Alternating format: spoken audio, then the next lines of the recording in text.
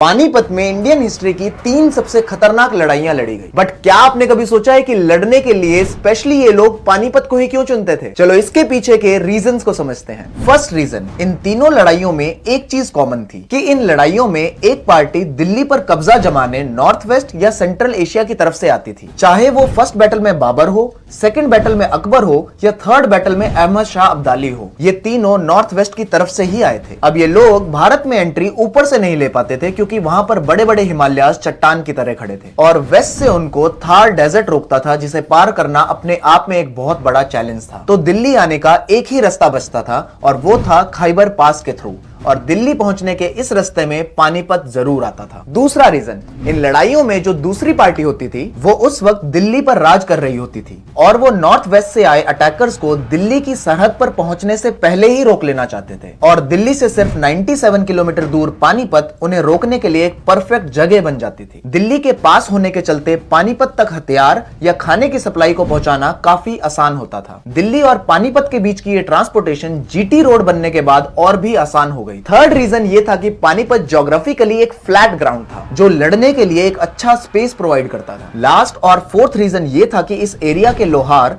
हथियार बनाने में एक्सपर्ट थे, तो लड़ाई के वक्त जब भी किसी पार्टी को हथियारों की कमी होती थी तो वो लोकली परचेज कर पाते थे। पानीपत की इन तीनों लड़ाइयों से भारतीय इतिहास का रुख बदल गया। अगली वीडियो में आप किस वॉर को समझना चाहते हैं कमेंट करके जरूर बताएं और इस वीडियो को सपोर्ट करने के लिए प्लीज इसे अपनी स्टोरी पर ऐड करें। Thank you.